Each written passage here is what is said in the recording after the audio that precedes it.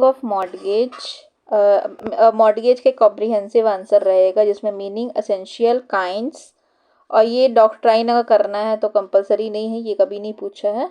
फिर obligation of third party, once a mortgage always a mortgage, charge and mortgage and rights and liability of mortgagor and mortgagee. Individual question किस किस पे बनते हैं, तो ये इंडिविजुअल क्वेश्चन एक बार पूछा है, ठीक है, ये इंडिविजुअल क्वेश्चन एक बार पूछा है, और ये साथ में पूछता है, इन सब के साथ में पूछता है। तो कुछ भी पूछेगा तो हमारा ये जो स्टार्टिंग का जो पॉइंट्स है, ये स्टार्टिंग के 4 पॉइंट्स, 5 हो गए इसको मिला करके, एसेंशियल्स को मिला करके, ये 5 पॉइंट्स लिखने हैं। उसके बाद जो भी आएगा उसको अकॉर्डिंगली डील करना है। अगर राइट्स एंड लाइबिलिटी पूछता है तो उसका आंसर इंडिविजुअल बनेगा, थोड़ा सा इंट्रोडक्शन आएगा, बाकी ये बहुत लंबा टॉपिक है, इसको फिर और उसको अच्छे से करना पड़ेगा। तो मीनिंग ऑफ मॉर्गेज सेक्शन 58 में दिया गया है। मॉर्गेज होता है transfer of interest in immovable property given as a security for loan. कोई भी प्रॉपर्टी जो है वो इमूवेबल प्रॉपर्टी जो है, अगर उसको हम लोग दे रहे हैं, जो मॉर्गेज होता है ना, उसका हिंदी में ट्रांसलेशन होता है बंधक, और एक प्लेज होता है, उसको बोलते हैं गिरवी। तो गिरवी का जो कॉन्सेप्ट हमारे पास जो है ना, वो समझ लो, लेकिन एग्जैक्ट वर्ड गिरवी नहीं होता, प्लेज के, गिरवी का शब्द होता है प्लेज, और मॉर्गेज होता है बंधक। तो ये हो गया। तो यही है कि मॉर्गेज वही है कि हम लोग कोई चीज़, कोई मूवेबल प्रॉपर्टी के इंटरेस्ट को दे रहे हैं किसी लोन को पाने के लिए एज अ सिक्योरिटी, उसको हम लोग बोलते हैं mortgage. Ownership remains with the mortgagor. अब 2 पार्टीज आ जाते हैं इसमें। अच्छा, ये हम लोग करेंगे, पार्टीज 2 होते हैं, मॉर्गेजर ER वाले जितने लोग होते हैं, OR, ट्रांसफरर, मॉर्गेजर, लेसर, ये सब लोग होते हैं देने वाले, और जो पाते हैं उसमें डबल E लगता है, ट्रांसफरी, मॉर्गेजी, लेसी, ये होते हैं। ये सब टर्मिनोलॉजी हम लोग यूज़ करेंगे। तो जो देने वाला व्यक्ति है उसके ऊपर में ओनरशिप रहेगी, बट कुछ कुछ इंटरेस्ट इन दी प्रॉपर्टी हम लोग मॉर्गेज में दे देंगे, जिसके बदले में हमको लोन मिल रहा है। पर्पस क्या है मॉर्गेज का? लोन का पेमेंट सिक्योर करना है। सिक्योर करना एज ए सिक्योरिटी हम लोग प्रॉपर्टी को दे देते हैं, तो फिर उसके बदले में हमको लोन मिल जाता है। अब इसमें कौन कौन आते हैं, सेक्शन 58 में ही बताया गया डेफिनेशन, इसकी मीनिंग के बारे में, डेफिनेशन के बारे में, और 58 में ही बताया गया है कि क्या कौन कौन सी पार्टीज होती हैं, और मॉर्गेज के अलग अलग कॉन्सेप्ट बताए गए हैं। तो पहला खुद मॉर्गेज का डेफिनेशन पूछता है, फिर दूसरा है मॉर्गेजर कौन होता है, मॉर्गेजर, ठीक है, मॉर्गेजी, मॉर्गेज मनी, और होता है मॉर्गेज डीड। ये 5 चीज़ें आती है सेक्शन 58 में डेफिनेशन, इसका भी पूछते हैं, ये सब टर्मिनोलॉजी के मीनिंग बताओ। तो जो मॉर्गेजर होता है वो ट्रांसफ़र करता है interest in the immovable property, जो प्रॉपर्टी को ट्रांसफ़र करता है, या प्रॉपर्टी के इंटरेस्ट को ट्रांसफ़र करता है। यहाँ पे प्रॉपर्टी ट्रांसफ़र नहीं हो रही, प्रॉपर्टी ट्रांसफ़र कब होती है? सेल वाले में, उसमें ओनरशिप ट्रांसफ़र होती है। मॉर्गेज में खाली कोई इंटरेस्ट, इंडिविजुअल इंटरेस्ट ट्रांसफ़र होता है। मॉर्गेजर रिमेन्स दी ओनर, जो मॉर्गेजर है वो ओनर रहता है, बट वो अपना कुछ राइट जो होता है प्रॉपर्टी के ऊपर वो मॉर्गेजी को दे देता है in return for the loan के बदले में। और मॉर्गेजर जो है उसके पास राइट्स ऑफ रिडम्पशन है। अब रिडम्पशन क्या होता है? प्रॉपर्टी को वापस लेने का अधिकार इज कॉल्ड रिडम्पशन। वापस फुल्ली क्लेम करने का, रीपेमेंट करने पे पूरी प्रॉपर्टी को फुल्ली क्लेम करने का अधिकार होता है, वो मॉर्गेजर के पास होता है। ये उसके राइट्स में आ गए एक तरह से। फिर मॉर्गेजी, सेकेंड पार्टी है हमारा मॉर्गेजी, जिसको मिल रही है प्रॉपर्टी और जो बदली में क्रेडिट दे रहा है, लोन दे रहा है, उसको बोलते हैं mortgagee. The person to whom the interest is transfer, जिसको इंटरेस्ट मिल रहा है उसको मॉर्गेजी बोलते हैं। Get certain rights over the property such as taking the possession, recovering the डेब्ट by selling the mortgage property. जो ये होता है मॉर्गेजी होता है, वो ऐसा व्यक्ति होता है जिसको इंटरेस्ट ट्रांसफ़र किया गया है, उसके बदले में उसको क्या मिलता है? कोई राइट्स मिलते हैं प्रॉपर्टी में। जैसे कौन से राइट्स? वो पोजेशन ले सकता है, और अगर डिफ़ॉल्ट करता है कोई व्यक्ति रिपेमेंट करने पे, तो वो उस प्रॉपर्टी को सेल करके, जो मॉर्गेज की हुई प्रॉपर्टी है इसको सेल करके अपने लोन को वापस से रिकवर कर सकता है। अब है हमारा मॉर्गेज मनी, तो जो पैसे हम ले रहे हैं the principal money and the interest of which payment is secured is for the time being. जो पैसा हम ले रहे हैं, जो लोन हम लोग रिसीव करें, जो लोन ले रहा है कौन, मॉर्गेजर, उसको हम लोग बोलते हैं interest money. The principal amount और interest of which the payment is secured, ठीक है। द डेप्थ सिक्योर्ड बाय द मॉर्गेज, डेप्थ लिया गया है उसको हम लोग बोलते हैं मॉर्गेज मनी। इसमें दो तरह के आ सकते हैं, प्रिंसिपल और इंटरेस्ट। एक्चुअल लोन अमाउंट जो रहता है उसको प्रिंसिपल अमाउंट बोलते हैं, और जो उसका इंटरेस्ट रेट होता है, उस लोन को देने का जो चार्ज रहता है अलग से जो पे करना पड़ता है, और ये उतना परसेंट, मतलब 6%, 9%, जो भी पार्टीज डिसाइड करे, वो जो अमाउंट जो परसेंटेज ऑफ अमाउंट रहता है उसको हम लोग इंटरेस्ट बोलते हैं। तो दोनों को इंक्लूड करके हम लोग बोलते हैं mortgage money.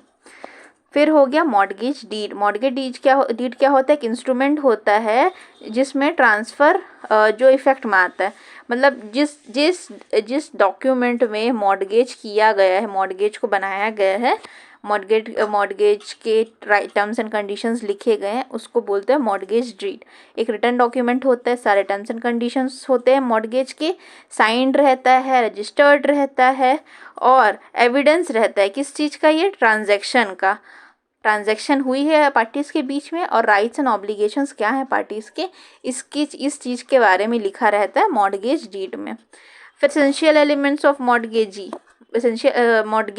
Essential elements of mortgage क्या है, ट्रांसफर ऑफ इंटरेस्ट हो रहा है, पूरा प्रॉपर्टी ट्रांसफर नहीं हो रहा है, खाली बस सर्टेन इंटरेस्ट ट्रांसफर हो रहा है, ओनरशिप ट्रांसफर नहीं हो रहा है।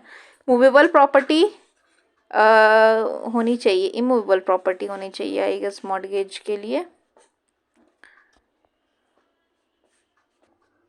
यहाँ पे गलत लिखा हुआ है, यहाँ पे ना इमूवेबल प्रॉपर्टी होगी, रॉन्ग है यहाँ पे इमूवेबल प्रॉपर्टी का ही मॉर्गेज किया जा सकता है।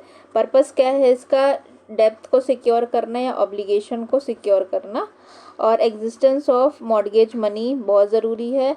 पार्टीज इन्वॉल्व कौन कौन है, mortgage, mortgagee, registered mortgage deed होनी चाहिए।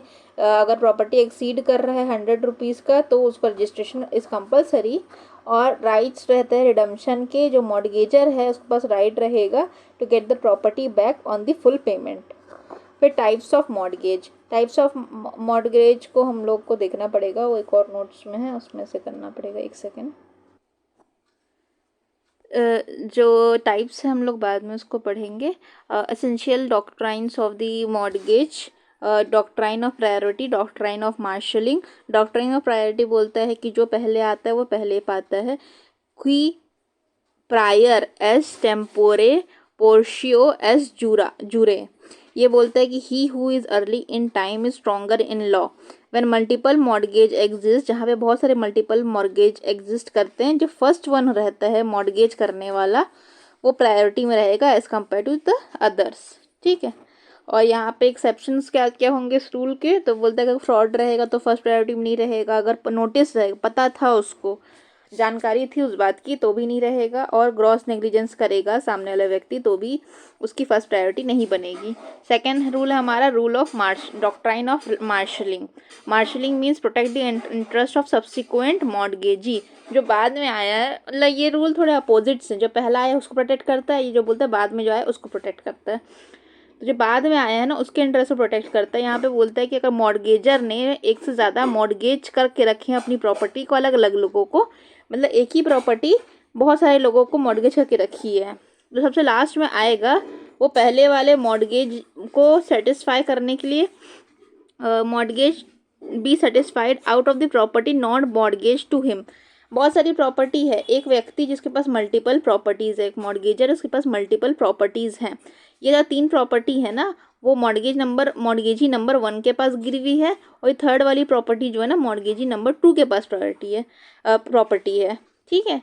और जो मॉर्गेजी नंबर 2 है ये व्यक्ति बोल सकता है मॉर्गेजी नंबर 1 को कि भाई सुन, तू ना प्रॉपर्टी 1 और 2 जो मेरे अंडर में नहीं है ना उससे पहले वसूल कर ले पैसा को, उसके बाद फिर प्रॉपर्टी 3 है ना वो भी तुम्हारे पास ही मॉर्गेज है, बट एक काम करो तुम मुझसे वसूल कर लो, प्रॉपर्टी 3 जो है ना वो मेरे लिए छोड़ दो। अगर तब भी तुम्हारा नहीं आएगा तो तुम प्रॉपर्टी 3 पे हाथ लगाना, नहीं तो फिर प्रॉपर्टी 1 और 2 में तुम अपना देख लो, थोड़ा कोशिश कर लो, मार्शलिंग का राइट ये है उसका। फिर obligation of third party in a mortgage. अब थर्ड पार्टी कौन है?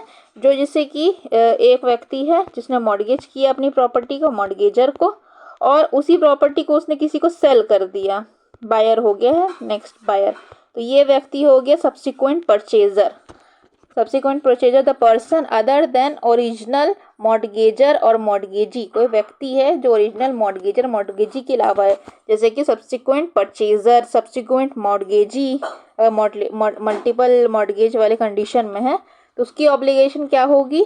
तो obligation to the third party. तो मॉर्गेज का नोटिस मिलना चाहिए, उसको होना चाहिए, या तो एक्चुअल हो या तो कंस्ट्रक्टिव। एक्चुअल में मीन्स प्रॉपर नोटिस भेजा जा रहा है, कंस्ट्रक्टिव मीन्स पोजीशन के थ्रू दिख रहा है उसको कि हाँ, नोटिस मीन्स पता होना, तो वो उससे बाउंड हो जाएगा। किससे? मॉर्गेज से बाउंड हो जाएगा। उसके बाद subsequent subject to mortgage if the third party acquires property which is already mortgage. कोई थर्ड पार्टी जो है वो प्रॉपर्टी को एक्वायर्ड करता है जो कि ऑलरेडी मॉर्गेज किया गया है।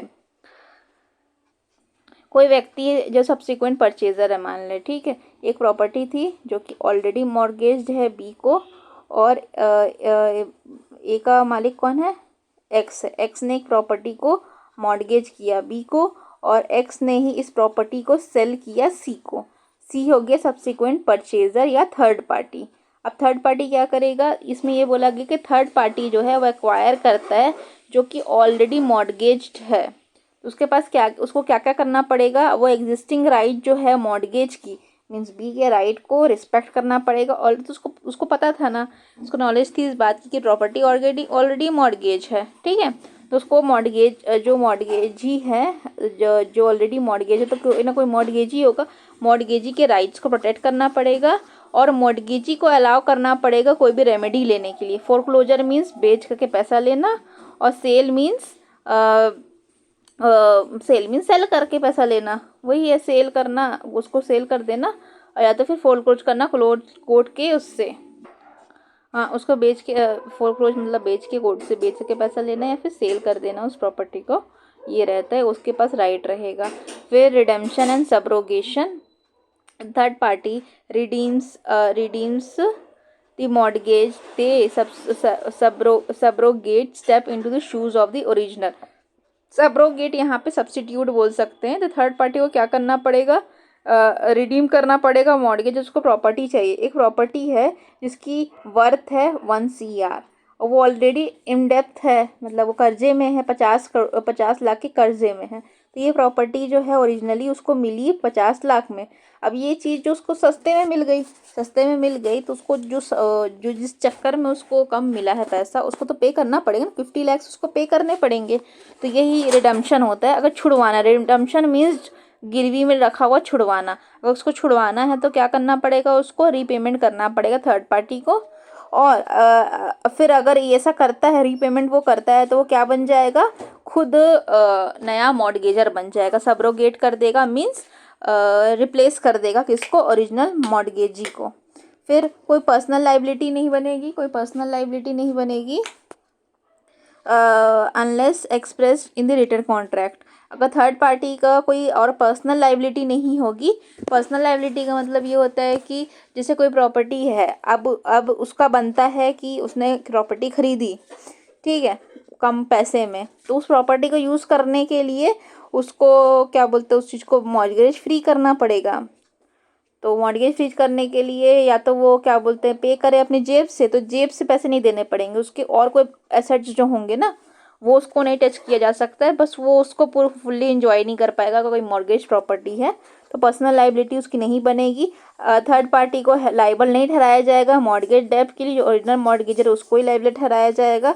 हाउएवर, अगर कोई एग्रीमेंट हुआ है दोनों के बीच में कॉन्ट्रैक्ट के थ्रू, तब थर्ड पर्सन ओरिजिनल डेप्टर की तरह लाइबल होगा।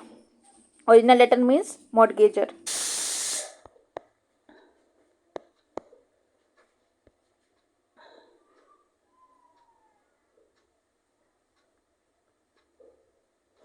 मॉर्गेज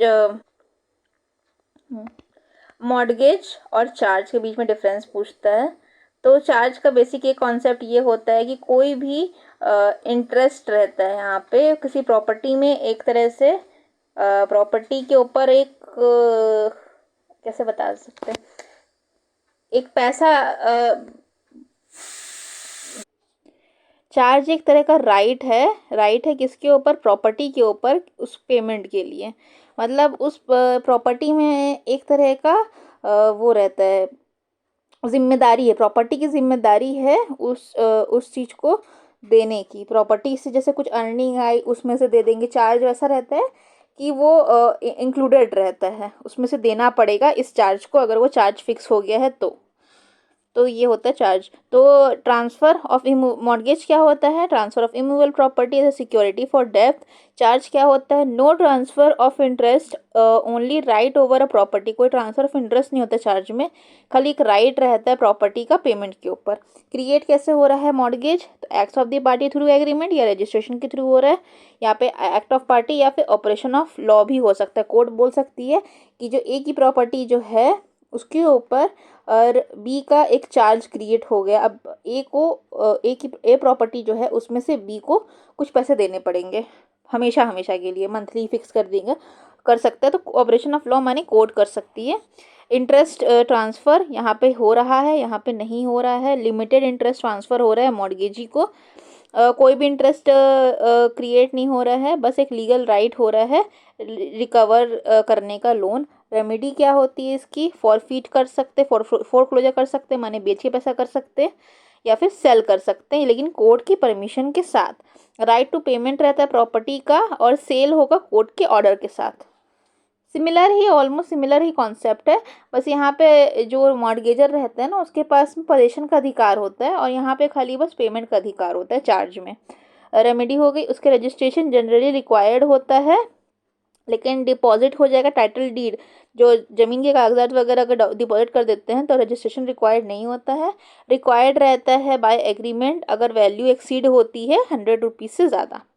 अब राइट्स एंड लाइबिलिटीज़ को देखेंगे, मॉर्गेजर के राइट को देखेंगे। मॉर्गेज के पास क्या राइट है, रिडीम करने का, रिडम्पशन का। मॉर्गेजर जो प्रॉपर्टी दे रहा है उसको प्रॉपर्टी को वापस पाने का अधिकार है। Entities the mortgagor to receive to reclaim the property until full payment of the debt is done. For right to inspect and produce of document, उसके पास इंस्पेक्शन और प्रोडक्शन ऑफ डॉक्यूमेंट का अधिकार है। परमिट करता है मॉर्गेजर को inspect करने के लिए या फिर ऑब्टेन करने के लिए कॉपी और title deal held by the mortgagee. Mortgagee के पास जो जो डॉक्यूमेंट्स है उसको देखने जानने का अधिकार है किसका, मॉर्गेजर का। Right of accession, accession means access type का। Entitle to mortgagor to add and improve, हाँ मॉर्गेजर के पास अधिकार है कि प्रॉपर्टी को के ऊपर इम्प्रूवमेंट कर सकता है, एडिशन कर सकता है, चाहे जो करना चाहे। प्रॉपर्टी देखिए, प्रॉपर्टी तो मॉर्गेजर की ही है ना एट द एंड, क्योंकि वो उस चीज़ को सेल नहीं किया है, फिलहाल वो आपकी मॉर्गेज में रखा है, एक इंटरेस्ट क्रिएट करा है उस मॉर्गेजर। तो मॉर्गेज प्रॉपर्टी के साथ कुछ भी कर सकता है, एडिशन कर सकता है, इम्प्रूवमेंट कर सकता है। यहाँ पर ये लिख सकते हैं right to improve the property, ऐसे करके लिख सकते हैं। राइट टू इम्प्रूवमेंट अलग से पॉइंट आगे, allows the mortgagor to benefit from the any improvement. यहाँ पे इम्प्रूवमेंट करने का अधिकार है और यहाँ पे बेनिफिट पाने का अधिकार है।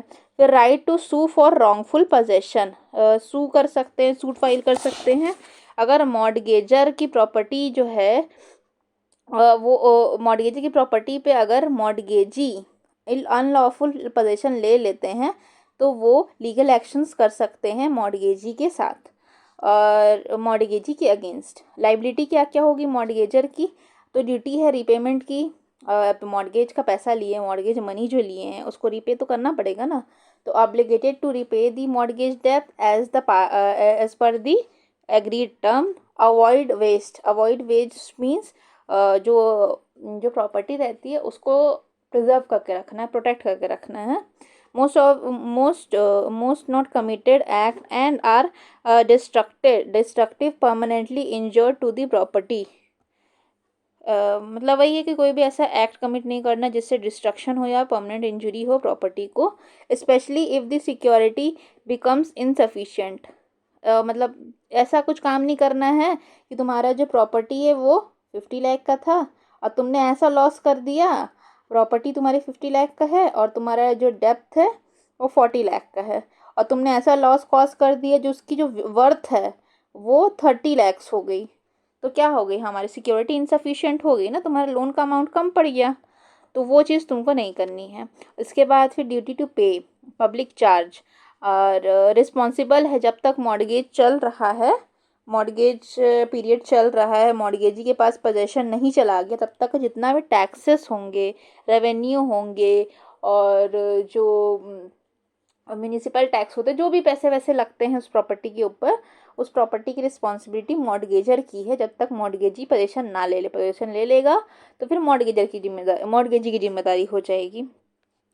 अब rights of the mortgagee, mortgagee के पास भी फोरक्लोजर का अधिकार है। वहाँ रिडेम्पशन का अधिकार था कि हम प्रॉपर्टी रख सकते हैं, यहाँ पे फोरक्लोजर का अधिकार है, मीन्स हम प्रॉपर्टी बेच सकते हैं। फिर entitle to mortgagee to obtain a decree that the mortgagor is debarred from redeeming the property upon the default. तो यहाँ पे एंटाइटल्ड है मॉडगेजर, मॉडगेजर जो है वो एंटाइटल्ड है, mortgagee obtain a decree that the mortgagor is debarred from redeeming.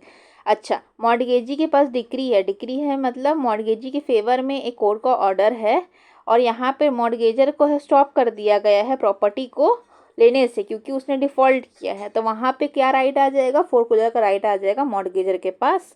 फिर इसके पास मॉडगेजर के पास भी है राइट टू सू, किस चीज़ के लिए, मॉडगेज मनी को देने के लिए। अलाउ करता है मॉडगेजी को initiate legal action to recover the money mortgage डेप्थ। उसके बाद फिर right to sell with the court permission, court's intervention जो है वो सेल कर सकता है प्रॉपर्टी को। Right to possession in certain type of mortgage, possession रख सकते हैं until the debt is repaid। Right of accession, accession means addition improvement कर सकता है मॉडगेज पीरियड में, अगर पोजेसन मिल जाएगा उसको मॉडगेज पीरियड में तो वो भी कर सकता है, इसके पास भी अधिकार है सब करने का, उस पर इम्प्रूवमेंट करने का। फिर liability of mortgagee, avoid waste means बर्बाद होने से रोकना है, डिस्ट्रॉय होने से रोकना है, ताकि वर्थ कम हो जाए, ऐसा काम नहीं करना प्रॉपर्टी के साथ। ड्यूटी है पे करने की पब्लिक चार्ज, टैक्स, रेवेन्यू जो भी होगा अगर पोजेसन में रखते हैं प्रॉपर्टी को। और duty to restore possession, full payment करने पे मॉडगेजर को वापस देना पड़ेगा प्रॉपर्टी का पोजेसन। बहुत ऑब्वियस से इसकी ड्यूटीज़ एंड राइट्स हैं।